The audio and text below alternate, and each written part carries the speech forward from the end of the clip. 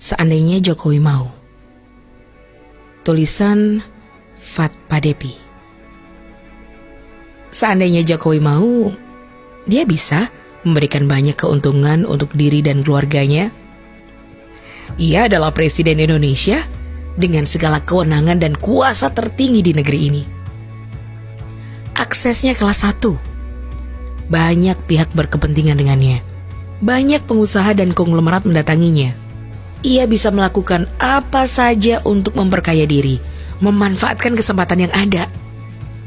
Kalau ia tidak mau, katakanlah karena citra yang terlanjur melekat padanya, ia bisa meminta keluarganya atau orang-orang terdekatnya untuk mengambil keuntungan dari posisinya sebagai seorang kepala negara. Tetapi Jokowi tidak melakukannya. Seandainya Jokowi mau, ia bisa memberikan banyak fasilitas untuk putra sulungnya, Gibran Rakabuming, yang sedang merintis bisnis. Jika Gibran tidak mau main proyek, kalau Jokowi mau, minimal Gibran bisa diberikan akses kepada pengusaha-pengusaha yang cari muka di depan presiden. Gibran bisa berbisnis apa saja, dari properti, tambang, hingga minyak. Apapun yang besar dan megah, yang segera membuatnya kaya raya. Tetapi Jokowi tidak melakukan itu. Gibran pun juga punya keberanian yang luar biasa untuk tak berlindung di ketiak bapaknya. Sejujurnya, pada pandangan pertama, saya tidak suka pada Gibran.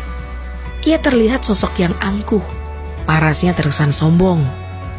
Tetapi lama-kelamaan saya bisa mengerti mengapa Gibran tumbuh menjadi sosok yang ingin terlihat kuat. Ia ingin menjadi dirinya sendiri.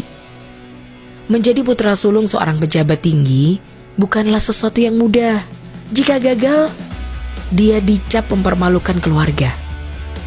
Jika berhasil, sering dianggap hanya memanfaatkan koneksi dan fasilitas yang ada. Gibran tidak mau itu terjadi. Ia ingin menjadi sosok yang berdiri di atas kakinya sendiri. Ia ingin sukses karena apa yang ia lakukan. Ia tumbuh dengan perasaan itu sepanjang waktu, dengan ketangguhan dan daya juang itu di dalam dirinya. Gibran tidak meneruskan bisnis bapaknya di bidang ekspor impor kayu dan mebel. Ia membangun imperiumnya sendiri. Meskipun kurang keren kedengarannya, Gibran berbisnis catering dan berjualan martabak. Kalau sekarang usahanya sukses, kira-kira proyek pemerintah apa yang melibatkan martabak? Berapa piring catering yang harus dia patgulipatkan kalau Gibran berusaha KKN dengan jabatan bapaknya?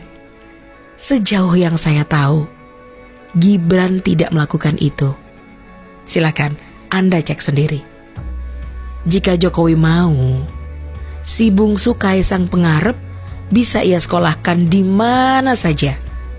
Kaisang bisa mendapatkan banyak fasilitas mewah sebagai putra seorang presiden.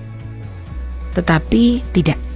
Di Singapura, Kaisang adalah pelajar Indonesia biasa yang mengantre di laundry dan mencari gerai makanan yang memberikan diskonan. Belakangan, Kaisang berbisnis pisang nugget yang ia beri nama Sang Pisang. Kaisang tidak mau memanfaatkan koneksi dan jabatan bapaknya. Kaisang ingin mengikuti jejak kakaknya yang sukses karena usaha sendiri. Anak-anak Jokowi tumbuh dengan mentalitas itu.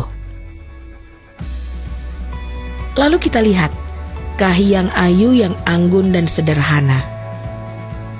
Putri Jokowi, sahabat terdekat Ibu Iriana. Kemudian lihat adik-adik Jokowi, lihat keluarga besarnya. Sulit kita temukan fakta mereka cawe-cawe dengan urusan Pak Jokowi sebagai seorang pejabat negara. Di tengah kelaziman keluarga pejabat yang memanfaatkan posisi sang pejabat, meski hanya untuk mendapatkan fasilitas, pengakuan, dan penghormatan lebih, kita tidak melihat semua itu pada keluarga Jokowi. Keluarga Jokowi tampil bersahaja, tidak bersentuhan dengan kekuasaan, tidak berusaha memanfaatkan keadaan. jauh dari praktek korupsi, kolusi, dan nepotisme. Jika Jokowi mau, ia akan memperkaya diri sendiri, berbuat curang untuk kepentingan keluarganya. Tetapi Jokowi bukan orang seperti itu. Bahkan di istana, ia memilih untuk tinggal di salah satu pavilion saja yang tidak terlalu besar dan sederhana. Sebab itu cukup, katanya. Tentang semangat menjauhi KKN, Jokowi memulai semuanya dari dirinya sendiri dan keluarganya. Ia hanya ingin bekerja untuk rakyat, mengabdi, memberi, berbakti. Bila bagi Anda ini tampak sederhana, saya beritahu faktanya. Di negara dengan sejarah dan kultur KKN yang akut dan mengakar ini sesuatu yang luar biasa.